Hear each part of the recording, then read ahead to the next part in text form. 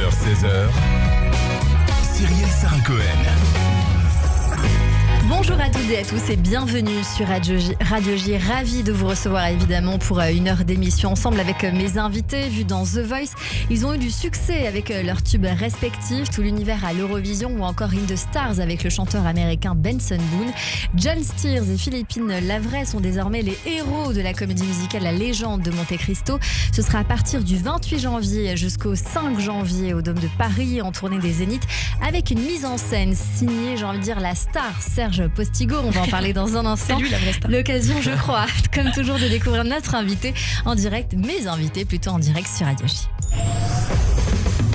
15h-16h, Cyrielle Sarah Cohen. Radio J. Bonjour à tous les deux. Bonjour. Alors, je vais faire une petite modification, c'est jusqu'au 5 février.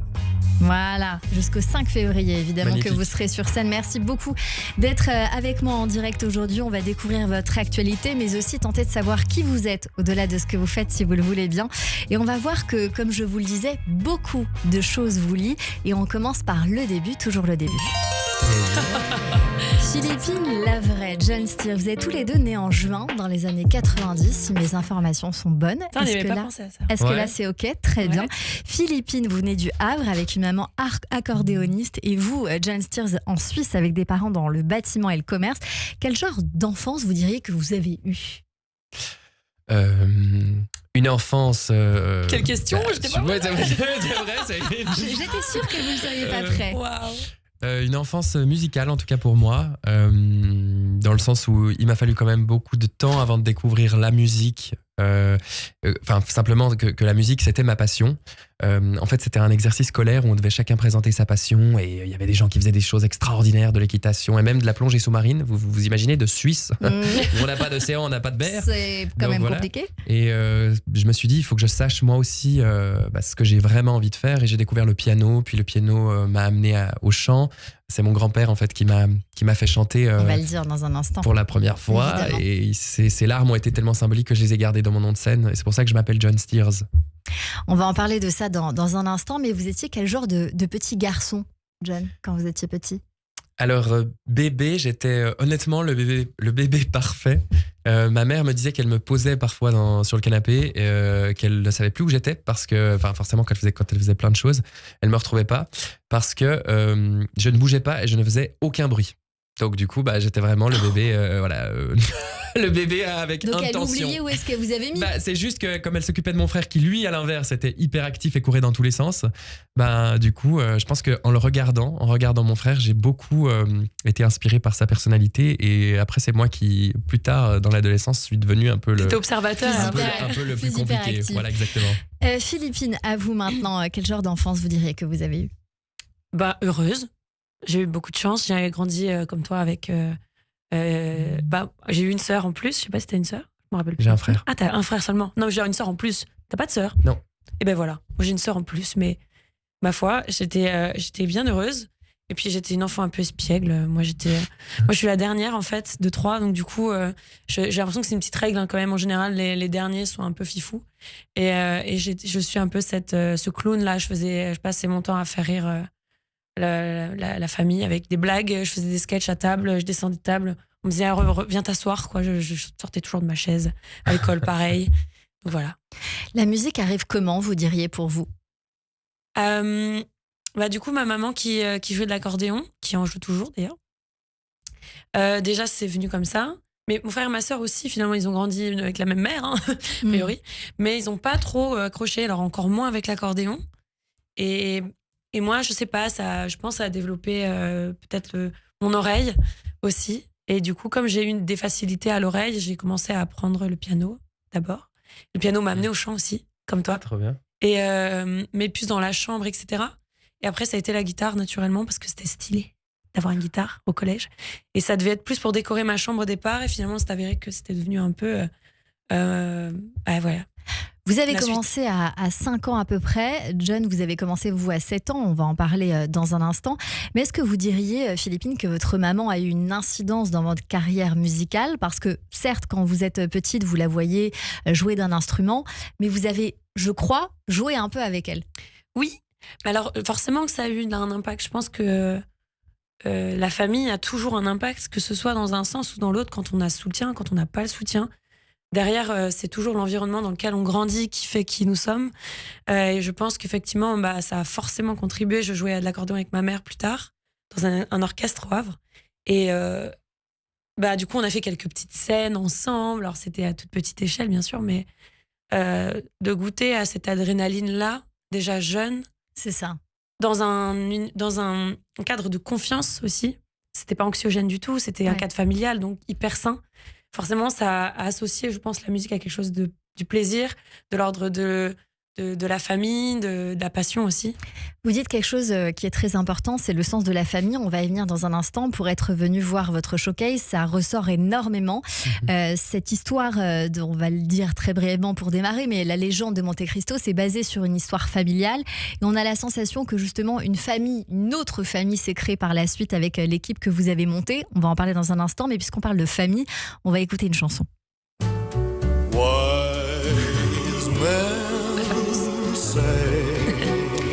John, à l'âge de 7 ans, vous découvrez la passion pour la musique lors d'un cours de piano, mais quelques temps plus tard, vous allez jouer cette chanson à votre grand-père. Racontez-nous son émotion. Alors, il était extrêmement ému, évidemment. Et puis, je pense que quand on a 7-8 ans et puis que son grand-père, on arrive à faire pleurer son grand-père, on fait pleurer aussi le pilier de la famille. Et puis dans ma culture albanaise et du Kosovo, parce que je suis né en Suisse, mais j'ai des origines albanaises et du Kosovo, je me suis senti un peu comme un petit super-héros et j'ai compris que c'est ça que je voulais faire de ma vie. Et puis il a installé, mon grand-père, une urgence en moi de faire le plus vite, le plus de choses possible, parce que je voulais qu'il voie le plus de choses possible. Qu'il voit que vous lui faisiez plaisir en quelque sorte en recréant cette émotion. Je vois que ça vous touche quand on parle de ça. Depuis ce jour, et vous également Philippine, le fait de toucher à la scène et de toucher l'émotion pour vous John, est-ce que vous allez vous dire à ce moment-là, donc très tôt, c'est ce que je veux faire de ma vie? Est-ce qu'il y a quand même quelque chose d'instinctif tout de suite, ce sera ça, ou ça va arriver quand même plus tard?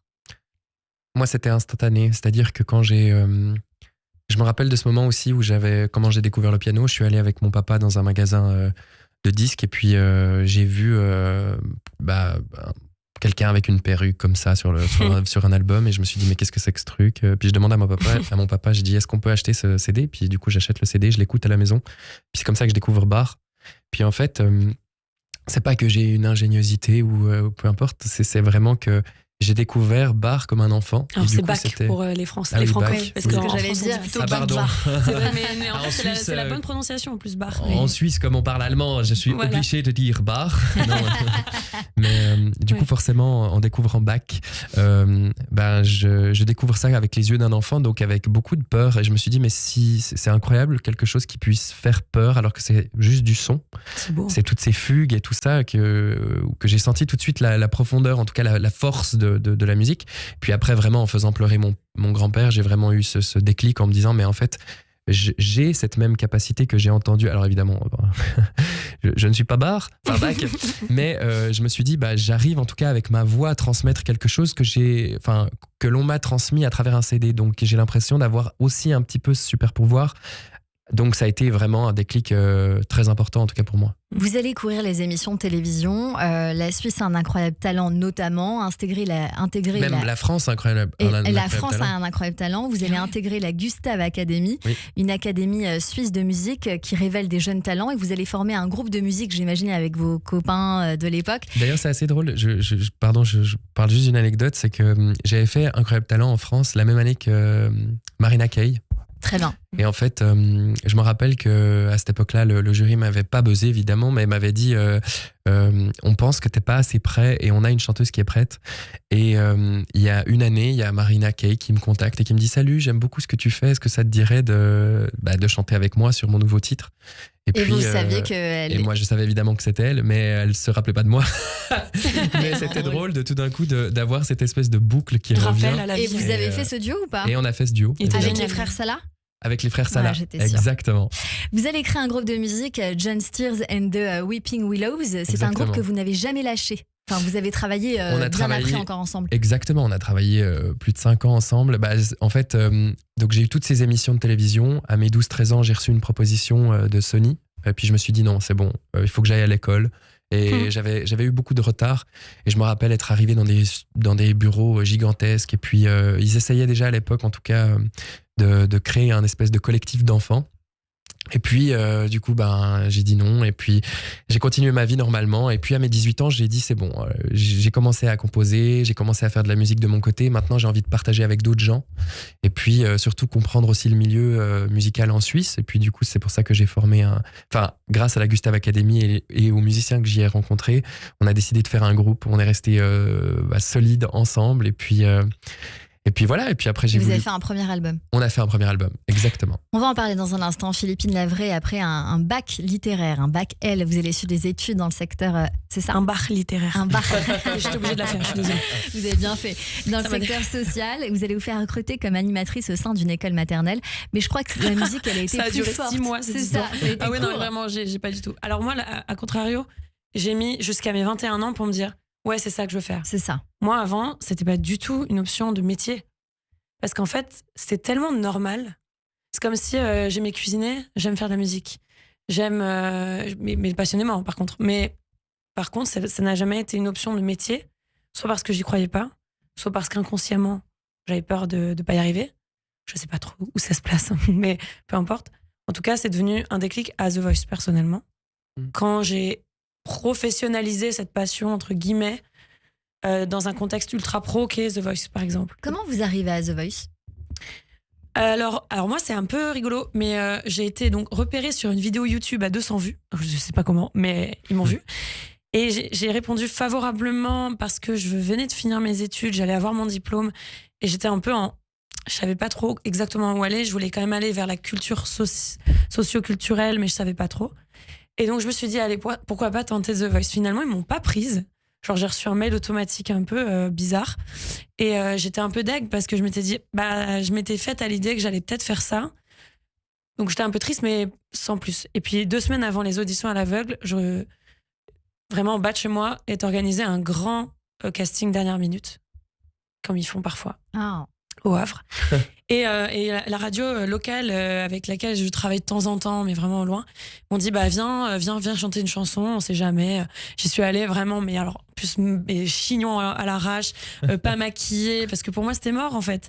Et j'étais un peu même, je pense, fière de dire ouais c'est bon de toute façon, tant pis. Et en fait je suis arrivée. Ma guitare, puis je pète une corde, je suis super, pardon, je fais le truc à l'arrache. Et en fait j'ai été la seule à avoir été prise. Et 2 semaines après, je fais les auditions à l'aveugle. Ce qui vous lie davantage, et je le disais tout à l'heure, c'est que vous allez tous les deux participer au même âge, à 21 ans, à The Voice, mais pas dans la même promo. Vous serez, John Steers, dans la version All Star. Vous allez aller assez loin dans la compétition tous les deux. On va se rappeler de vos prestations. Within a sound of silence, in restless dreams I walked alone. Nameless streets of cobblestone. Je commence le livre par la fin et j'ai le menton pour rien. Mon oreille qui pleure, c'est à cause du vent. Mes absences, c'est du sentiment. Eyes were silent, the flash of a neon light split the night,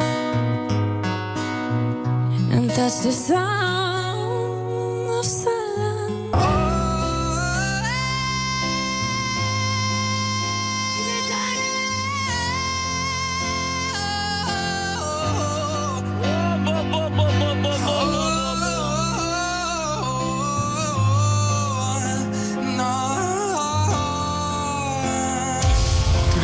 Animation, tu sais. Ça vous fait rire de vous réécouter. Pourquoi? Dites-nous. C'est... Philippine, dis-nous. Oh, écoutez, non, c'est parce qu'on était jeunes. Alors moi, je reconnais ta voix, mais sans la reconnaître. C'est fou la maturité que tu as pris. Et moi, pareil, c'est-à-dire que je ris parce que à l'époque, j'avais pas d'identité réellement. Enfin, je veux dire, à 20 ans, très peu de gens savent exactement qui ils sont. Ça peut arriver d'avoir une grande maturité artistique, mais à 20 ans, c'est quand même un peu jeune. Et moi, ça me fait rire parce que j'en mets partout, je fais plein de vibes, je m'amuse. Enfin voilà, je suis dans la découverte de ma voix encore. Et puis je prouve, c'est-à-dire que je donne tout. Moi, je rigole parce qu'on a la chance extraordinaire d'avoir Philippine qui nous fait des grimaces, qui nous fait les chansons avec des grimaces extraordinaires. Pour autant, quand on vous écoute déjà à l'époque, je dirais que vous avez une émotion commune, avec une forme de décroché dans la voix, une petite éraillure à un moment donné, peut-être une folie musicalement.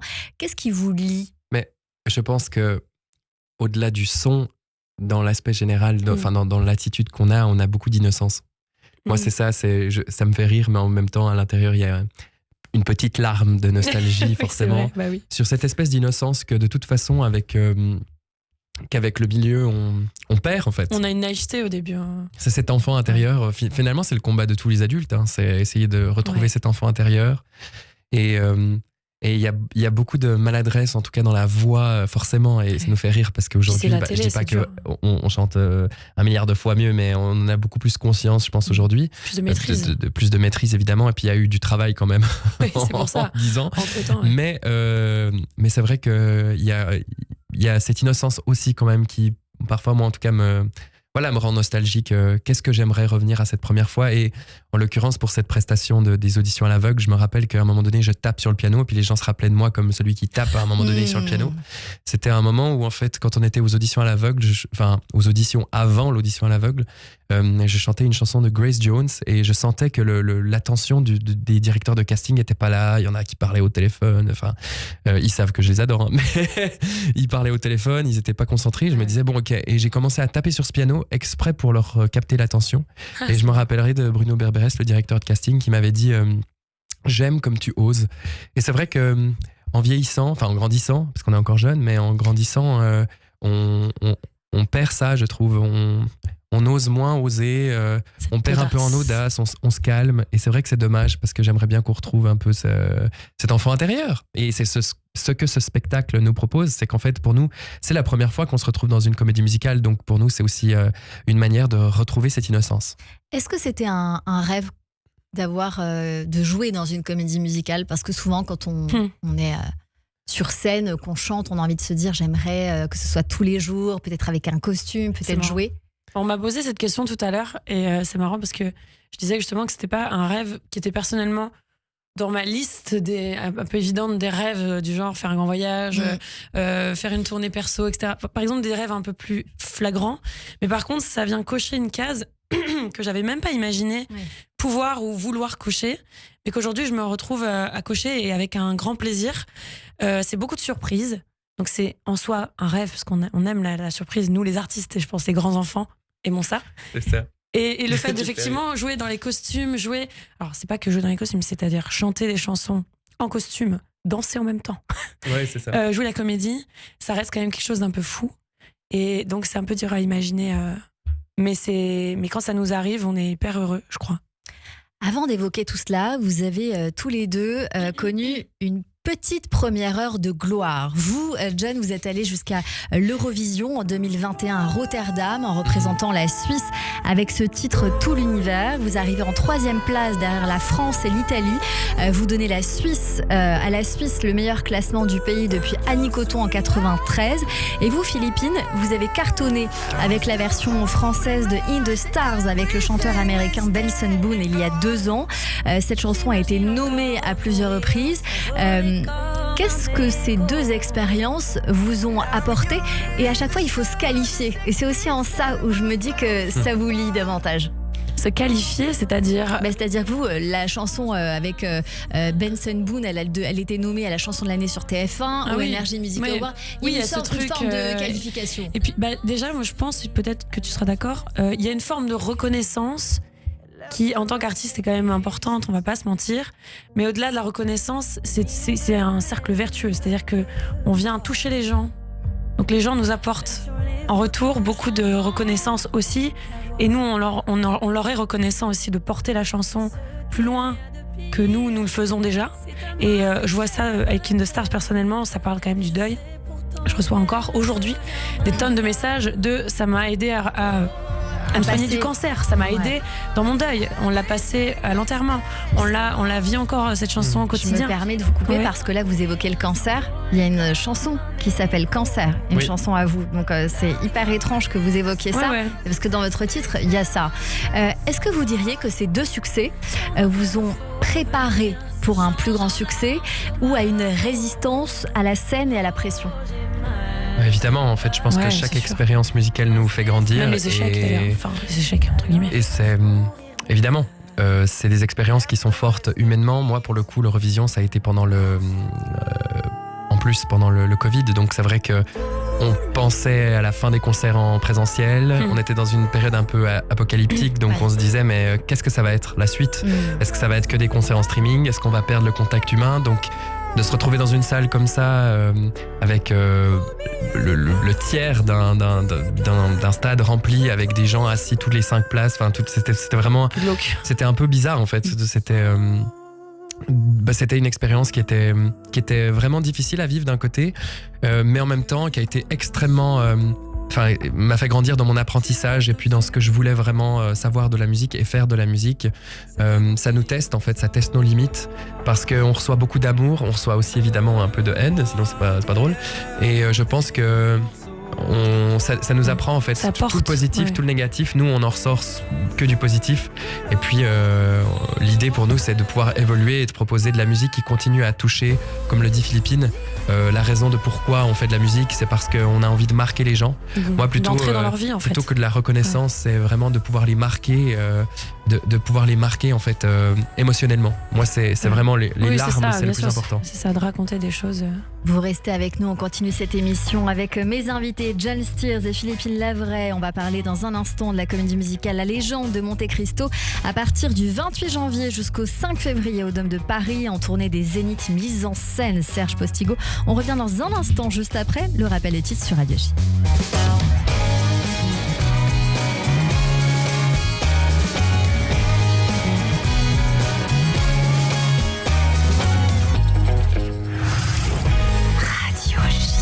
Cyrielle Sarah Cohen.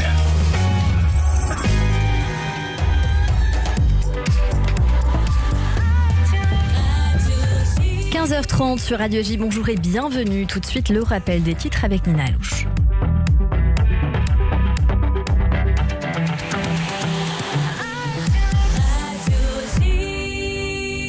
Bonjour Nina.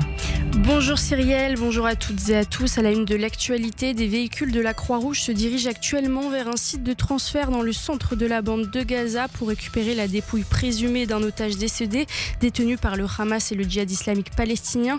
Le groupe terroriste a déclaré que le corps qu'il détenait avait été trouvé hier dans le centre de Gaza. Après le cessez-le-feu conclu le mois dernier à Gaza, le ministère néerlandais des Affaires étrangères a fortement réduit son avertissement aux voyageurs pour Israël, retirant la recommandation d'éviter la plupart des régions du pays. Depuis juin, plus d'une vingtaine de pays, dont l'Allemagne, le Royaume-Uni, l'Italie, le Canada et le Japon, ont également assoupli ou levé leur avertissement pour la majorité du territoire israélien, principalement depuis l'accord de cessez-le-feu. Le ministre iranien des Affaires étrangères Abbas Araghchi se rendra à Paris cette semaine pour discuter du programme nucléaire de l'Iran et du cas d'un citoyen iranien détenu en France. Abbas Araghchi doit rencontrer son homologue français Jean-Noël Barrot. Cette visite intervient après que la France ait soutenu une résolution demandant que l'AIEA puisse accéder aux principaux sites nucléaires iraniens. Selon le ministère, les discussions porteront également sur le cas de Maïdieh Esfadiari, un Iranien arrêté en France en février pour incitation au terrorisme. Le ministre allemand des Affaires étrangères incombe Vladimir Poutine d'instaurer la paix en Ukraine.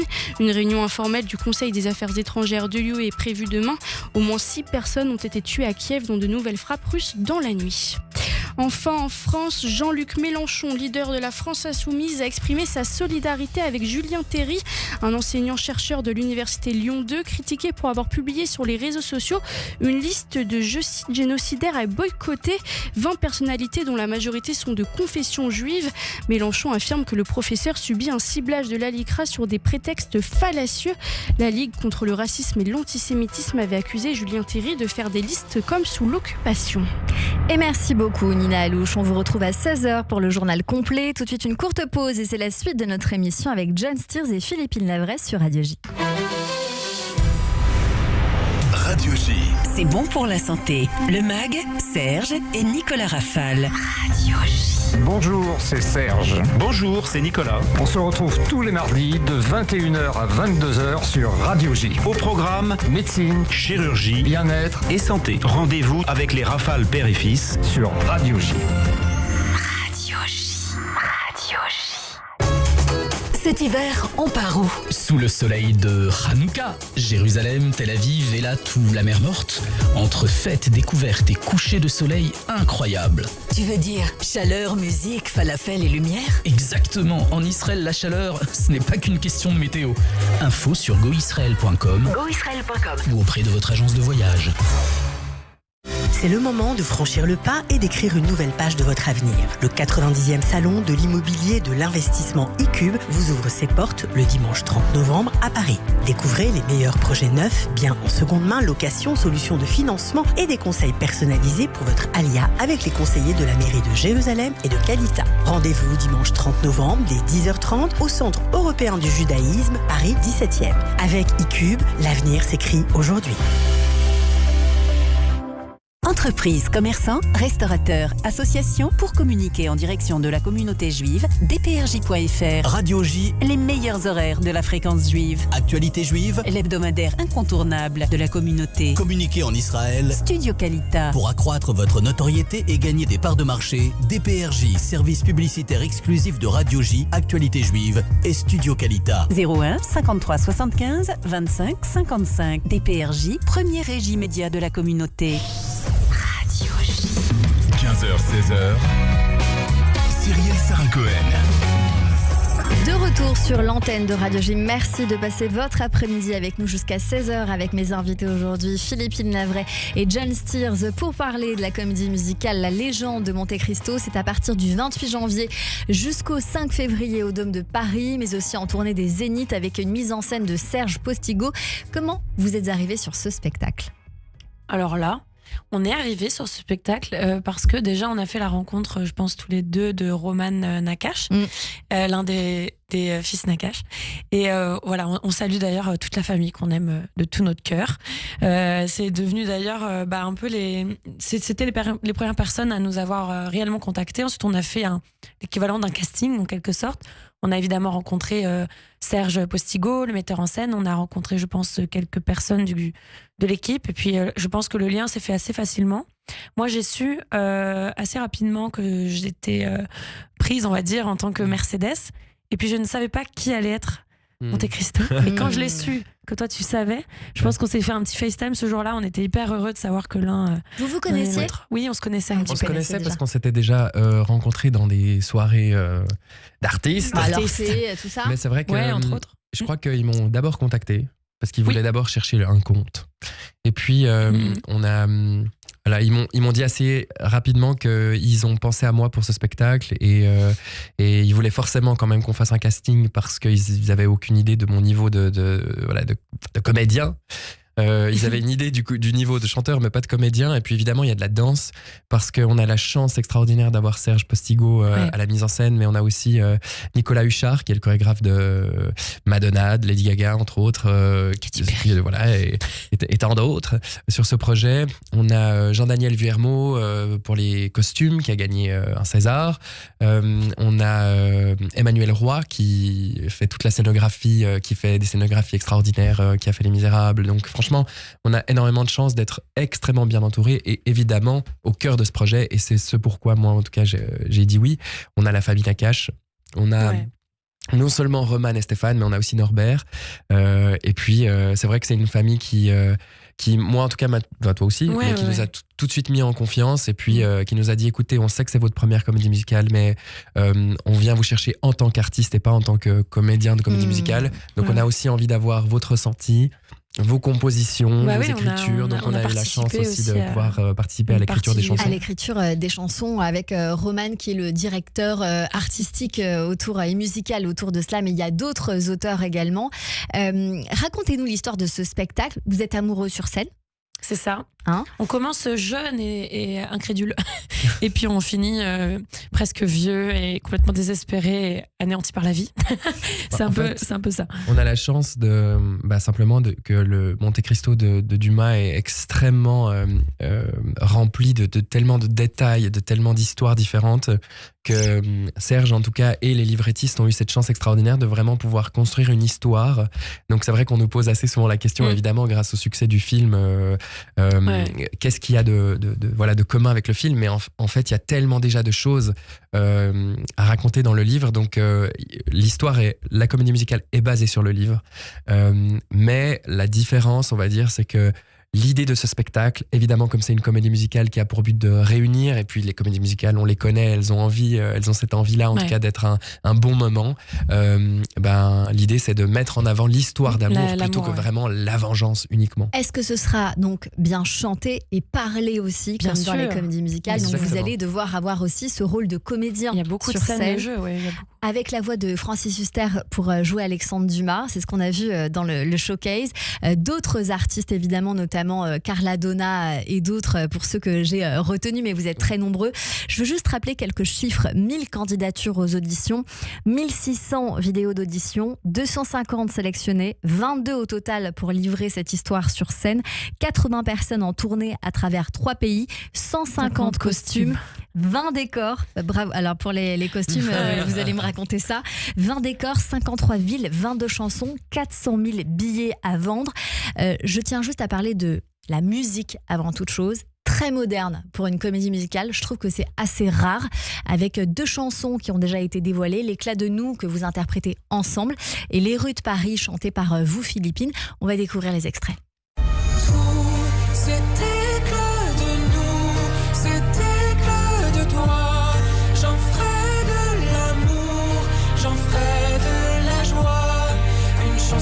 Chaque jour, et chaque jour un voyage, j'en ferai de l'amour, de l'éclat de nous.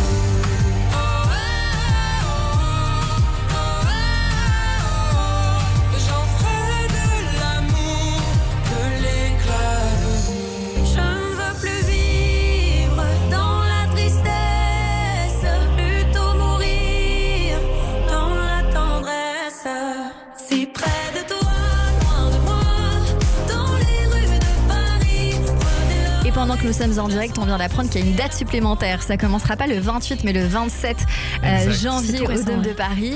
J'imagine que ça sent bon quand c'est comme ça. Ça veut dire que beaucoup de gens veulent venir. C'est une joie extraordinaire. On remarque clairement la réaction des gens face aux chansons, évidemment, parce qu'une comédie musicale, ça peut être plein de noms extraordinaires, mais il faut aussi que le contenu fonctionne. Et c'est vrai que on sent que les chansons touchent de par la modernité, mais aussi de par la sensibilité des chansons. Donc c'est vrai que on a un public qui nous suit derrière, donc ne perdez pas de temps pour prendre vos billets parce que ça part. Ouais, on a des bonnes donc on a des super nouvelles et puis on en a encore tellement d'autres à annoncer bientôt. Eh ben écoutez, c'est ce qu'on vous souhaite. Juste pour dire, moi j'ai eu d'autres chansons un peu en avance pour être venue au showcase. Où est mon amour, avec une voix claire comme de l'eau d'ailleurs, c'est illustré.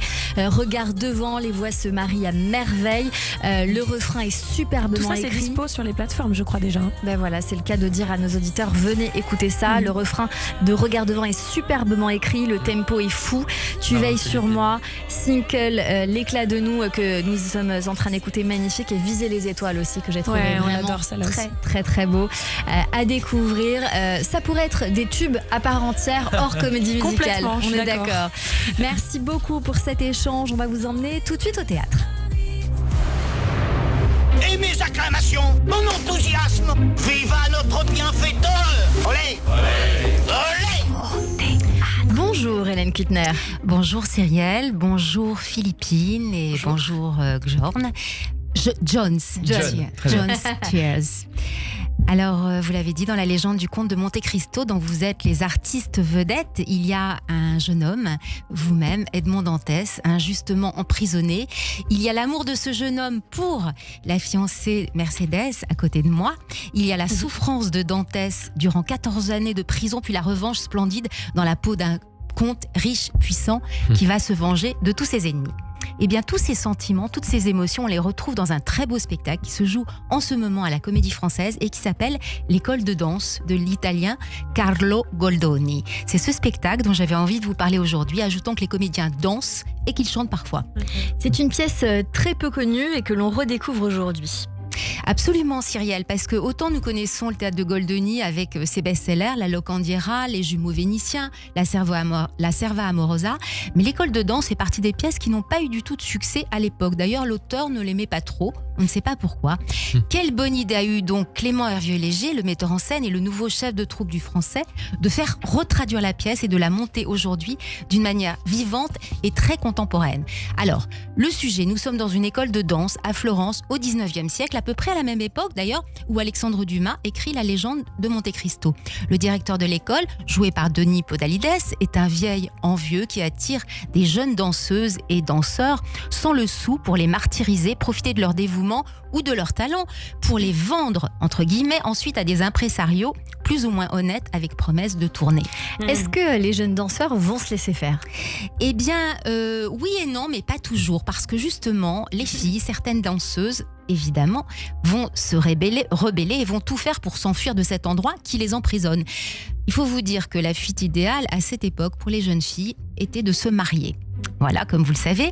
Alors le studio de danse, les vestiaires fourmillent de romances amoureuses. On s'aime, on s'épie, on se lance des œillades énamourées, on se fait des promesses. D'ailleurs, tous les personnages de cette comédie souffrent de solitude et de mal-être. Ils rêvent tous, mais comme aujourd'hui, d'un grand amour et de beaucoup d'argent. 15 comédiens de la troupe, des plus jeunes aux plus âgés, composent des personnages hauts en couleur. Il y a la gamine surdouée en danse, traînée par sa mère qui n'a pas un sou, mais qui compte sur sa fille pour nourrir le foyer. L'intermédiaire, véreux, habillé comme un chic mafioso qui vient pour se marier et signer en plus un juteux contrat. C'est toute la misère et la grandeur des jeunes artistes exploités par des gens sans aucune morale. On trouve d'ailleurs dans la pièce quelques points communs avec aujourd'hui. Et finalement, la pièce ne se termine pas si mal, Hélène. Et non, et c'est une comédie, et tant mieux. Je ne vais pas vous dévoiler toutes les intrigues, c'est comme Dumas, grâce auxquelles ces jeunes gens vont finalement trouver leur liberté. La pièce, en fait, est une folle journée qui se termine bien, rythmée par des mensonges, des amours secrètes, tendres, des manigances. On rit, on a peur, on est ému. C'est une vraie réussite. L'école de danse à la Comédie Française, c'est jusqu'au 3 janvier. Merci beaucoup, Hélène Kuttner. Avec plaisir. Allez, tout de suite, c'est le billet du jour avec Ariel Efraimi. Le billet du jour. Et bonjour, Ariel Efraimi. Bonjour Cyrielle, bonjour Philippine, bonjour John. Avec La légende du comte de Monte Cristo, donc adaptation du livre de Dumas, il a écrit il y a 2 siècles exactement ce qu'on vit aujourd'hui. Une justice qui déraille, des complots, des condamnations iniques. Et en sortant, j'ai eu une pensée pour quelqu'un qui lui aussi a connu l'ombre des barreaux dans des circonstances comparables. Je parle évidemment de Nicolas Sarkozy. Parce que pendant son interminable incarcération, il a pris avec lui un symbole, ce comte de Monte Cristo, le chef-d'œuvre de l'injustement accusé. Et j'ai trouvé ça très touchant. On sentait qu'il s'était préparé psychologiquement à tenir la durée. Il a pris un livre de 1500 pages, comme si on allait lui apporter une gamelle par un trou dans le mur pendant des années. Et c'est là que j'ai compris, on est en train de vivre notre Monte Cristo, mais version Haute-Seine. Une adaptation contemporaine avec moins de cachots humides et plus de Renault scénique en double fil. Et bien sûr, un abbé Faria absolument parfait, Patrick Balkany. Le sage, le mentor, même cellule, même tenue. Mais au moment de dévoiler le grand secret, au lieu de lui indiquer l'emplacement du trésor caché dans l'île, Balkany lui a tendu un post-it avec le numéro d'un compte en Suisse ouvert en 1994. Et encore, il n'a pas dû trop souffrir. Certains sont obligés de lui envoyer de l'argent, des dons. Mais moi, je veux rencontrer ces gens. Ça m'intrigue. Qui se dit, le pauvre, il ne touche que 800 000 euros par an. Sa femme, grande fortune d'Italie, comment va-t-il survivre à la cantine de la prison de la Santé ? Et en plus, Sarkozy a publié le journal d'un prisonnier. Ouais, c'est énorme. J'ai trouvé ça magnifique, énorme. 20 jours d'incarcération, un livre entier. Edmond Dantès a attendu 14 ans avant d'écrire une lettre. Lui, au bout de 48 heures, il a déjà un éditeur. Je me pose des questions qu'on doit tous se poser, mais qu'est-ce qu'il raconte dedans ? Il a mis des dessins, des coloriages, une frise chronologique. Après, je dis tout ça, j'ai un lien personnel avec Nicolas Sarkozy, un vrai lien. J'étais en maternelle à Neuilly-sur-Seine, et lui, il était maire et ministre de l'Intérieur en même temps, en 2005. Et un matin, il venait à la sortie des classes serrer la main des parents. Il va voir mon père, il lui serre la main et mon père lui explique qu'il a un problème, que ses 2 fils ne sont pas scolarisés dans la même école et que c'est un enfer pour les trajets. On a des sérieux problèmes à Neuilly-sur-Seine. et Sarkozy, devant tout le monde, dit mais c'est un scandale. Il appelle directement son adjoint. Le lendemain, la directrice de l'école téléphone mon père, s'excuse profondément. C'était notre Monte Cristo. J'avais 4 ans et j'ai déjà compris 2 choses sur la France. Le pouvoir, c'est magique, et à Neuilly, encore plus. Alors soyons justes, Sarkozy a un talent immense. Il prend une faiblesse, une condamnation, une incarcération, il en a fait une force, une épopée. Il ressort beaucoup plus populaire que quand il y est entré. C'est paradoxal. Et Edmond Dantès, lui, ressort pour se venger. Sarkozy, lui, ressort pour faire son footing au Bois de Boulogne. Et il a transformé donc cette faiblesse et ce bond de popularité. Certains en concluent qu'il pourrait se représenter pour les prochaines élections. Moi, je me permets un conseil, Nicolas. Pour financer ta future campagne, évite l'argent libyen. Essaye la gamme Conseil municipal des Hauts-de-Seine. C'est plus local, circuit court. Et finalement, c'est peut-être ça la vraie magie de nos départements. Chez Dumas, la vengeance se planifie pendant 14 ans. Chez nous, elle se joue entre 2 joggings. Waouh, bravo Ariel Efraimi. Merci beaucoup pour cette chronique. On se dit comme toujours on se dit rendez-vous demain sur Radio J. Le portrait psychologique. Radio J. Radio J. Chers amis, comme toujours à la fin de cette émission, on a pour habitude de débriefer ces minutes que nous avons passées ensemble, Philippine et John. Et donc, c'est votre portrait peut-être un peu croisé, comme je l'ai fait avec vous, Véronique Zana. Bonjour Véronique. Bonjour Cyrielle, bonjour John, bonjour Philippine. Et c'est parti pour la tresse. Effectivement, croisé, pourquoi ? Parce que j'ai l'impression qu'avec vous deux, ça se répond en tandem. Ça vient prendre des éclairages de facettes différentes de l'un à l'autre. Et ça commence par l'arrivée sur Terre avec ce bébé tellement parfait qu'on l'oublie parce qu'il ne parle pas. Il est tout à fait tranquille, il a un petit frère turbulent et tout d'un coup, il se met à donner de la voix et il se met à découvrir que la musique, c'est pas forcément une science, c'est aussi une passion. Et il y a un surgissement. Et ce que je trouve délicieux, c'est que dans votre nom de scène, vous y mettiez des larmes. Et c'est les larmes de votre grand-père. Et à quel point on a pu entendre que les hommes ne pleurent pas. Et c'est vous qui portez cette sensibilité. Alors en écho, le surgissement, la faille de votre côté, il est peut-être plus du côté maternel, parce qu'autant chez vous, ça se passe avec le père, les CD, le grand-père qui est ému. Chez vous, ça se passe plutôt du côté de la mère. Il y a une connivence de femmes qui vient se jouer et une grande sensibilité. Chez vous, en fait, au début, vous n'y croyez pas. Vous n'entendez pas vos capacités. On a là quelqu'un qui dit « j'ai la voix, je sais que j'ai la capacité ». Et chez vous, elle y est, mais vous ne l'entendez pas. Vous en avez un peu peur. Et c'est le destin qui vous met « allez, vas-y » et vous osez. Et ça explose. Et donc, on a un rapport au temps, au surgissement et à la faille qui, je trouve, vous permet de bien brosser l'ensemble de la nature humaine. Alors, vous ne lâchez pas votre groupe, vous ne lâchez pas vos projets, donc vous êtes extrêmement accrochés sur tout ce qui est fait et votre espièglerie, votre humour, autant là on a de la sensibilité, vous elle y est, mais c'est une autre façon de faire de l'humour, de peut-être garder les larmes un peu en arrière. Il y a aussi sûrement quelque chose qui vient se jouer là-dessus. Alors, ça, c'est toujours pas évident de faire comme ça de l'un à l'autre. Mais en tout cas, qu'est-ce qu'on peut entendre au niveau de vos rêves ? C'est que tous les deux, ces rêves, vous ne les lâchez pas. Que ce côté un petit peu fou, comme vous l'avez dit, de danser des costumes, quand ça se présente, vous l'attrapez. Et j'ai été quand même aussi un petit peu saisie de votre côté peut-être un peu vieux. Mince, où est passé mon enfant intérieur ? J'aimerais le retrouver, mais vous êtes encore tellement jeune. Alors peut-être il faut tendre l'oreille et c'est peut-être aussi un message à passer, de ne pas le perdre de vue, cet enfant intérieur. Et ça, c'est ce que vous nous avez amené et permis d'entendre aujourd'hui. C'est que cette joie, cette espièglerie, cette façon de récupérer ce que transmettent les parents de l'un et de l'autre, ça vous compose. Et que vous ne lâchez rien et que vous nous emmenez. Et merci pour ça. Merci à vous. Et merci beaucoup à tous les deux, évidemment, d'être venus sur notre antenne. Est-ce que ce portrait, vous trouvez qu'il est fidèle ? Ah oui, ouais. C'est une très bonne tresse même. Très belle On a tresse. envie de la déguster tous ensemble avec un peu de confiture. Mais c'est vrai qu'on s'est souvent dit avec John qu'on se ressemblait beaucoup, mais aussi qu'on était très complémentaires. Voilà. De par nos différences. particulièrement opposés parfois. Oui. Et du coup, ce qui fait qu'on apprend beaucoup l'un de l'autre. Plus on travaille ensemble, plus on se connaît aussi en tant qu'amis. Plus je trouve qu'on apprend bien plus qu'on ne le pensait l'un de l'autre. Est-ce que Et vous vous pensez... Pardon. Allez-y, non, Agathe. Oui, non, je trouve que vous laissez la place à chacun à l'étonnement. C'est-à-dire Oui, que bien vous sûr. vous découvrez et vous arrivez encore à vous surprendre, même si ça fait un petit moment que vous roulez ensemble. Ah oui, j'ai beaucoup de respect pour John, pour son travail, pour la personne, son histoire. Et Moi je de pense même. qu'on est tous les deux très différents. On Aussi beaucoup de vient respect vraiment pour toi. Merci. Et vraiment, c'est beau de pouvoir partager cette belle scène pleine de surprises elle-même. L'humain réserve toujours des surprises de toute manière. Donc, dans un spectacle comme ça. Est-ce que vous avez hâte d'être sur scène ? Est-ce que vous pouvez nous le dire ? Qu'est-ce qui nous attend et comment vous vous êtes préparé à ça ? Parce que je sais qu'il y a aussi beaucoup de costumes sur scène qui ont l'air d'être fantastiques. Racontez-nous les coulisses. Eh bien, prêt, je peux pas vous dire qu'on est prêt. On est en répète depuis hier. Parce qu'on est en répétition et que le niveau est forcément énorme. Je veux dire, quand on a, comme je le disais, le chorégraphe de Madonna, forcément que les chorés de danse, par exemple, ça va pas être 2-3 mouvements. Voilà.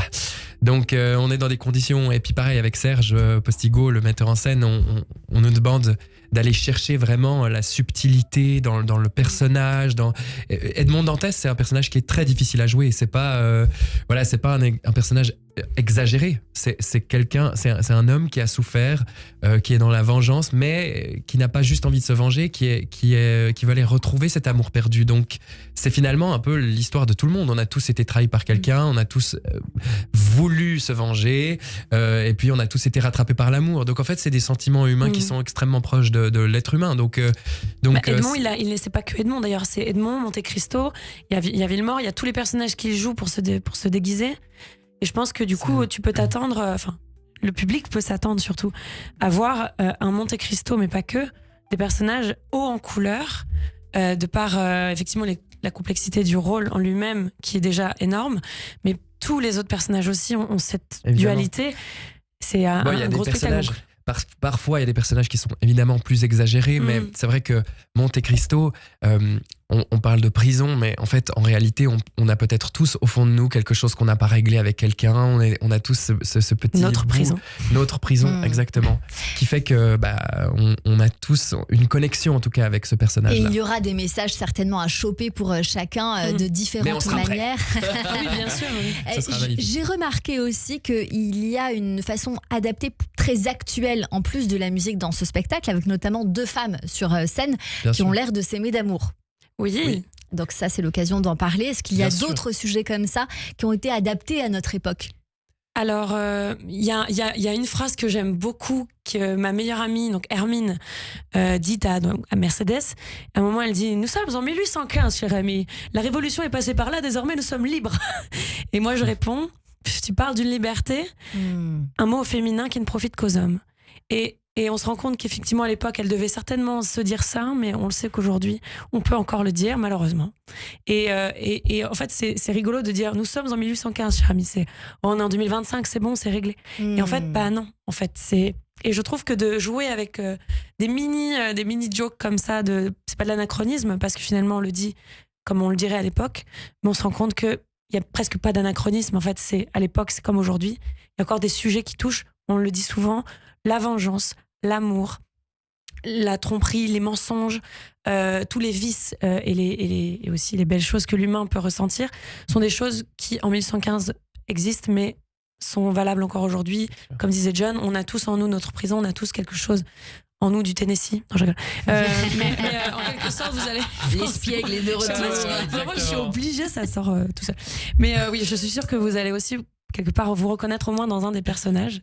Et c'est ce qui est beau dans ce spectacle, au-delà des costumes Alors moi, je suis allée en Espagne voir la fabrique de tous les costumes. J'ai eu la chance de voir les coulisses de l'atelier couture. Chaussures, chapeaux, bretelles, j'ai tout vu. Et c'est-à-dire que c'est exceptionnel. On va être vraiment plongé dans l'univers de 1815. Pour autant, je suis persuadée qu'avec la modernité des chansons, même la modernité du décor qui va mouvoir, en fait, il y a un gros élément central, j'en dis pas plus, mais qui va bouger. Et on va découvrir des décors qui vont évoluer comme ça d'une scène à l'autre. Et vous allez, avec un seul finalement gros élément central, plus des écrans, il y aura... Non mais parle pas beaucoup. Non, de raconter tout le spectacle. Excusez-moi, c'est très très vendeur. Il faut dire juste quelque chose d'important, c'est qu'il y aura des choses.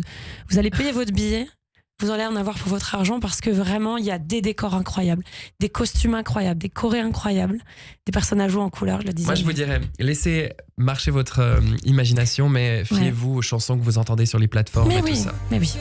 On écoute cette chanson, c'est la fin de notre émission avec vous, John Steers et Philippine Lavray, héros de la comédie musicale La Légende de Monte Cristo. C'est à partir du 27 janvier au 5 février au Dôme de Paris, en tournée des Zéniths avec la mise en scène de Serge Postigo. J'embrasse très très fort Norbert Roman et puis Stéphane Nakache. Merci beaucoup pour cet échange.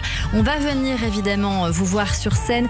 Merci à toutes et à tous de nous avoir suivis. Rendez-vous demain dès 15h avec Olivier Citruc.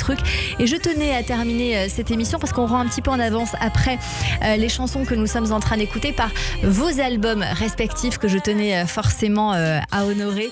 On les écoutera dans un instant. Ce sera encore un portrait croisé. Merci beaucoup. Et ben voilà. Merci, c'est tout de suite. Merci beaucoup d'avoir été avec nous sur l'antenne de Radio J. À demain.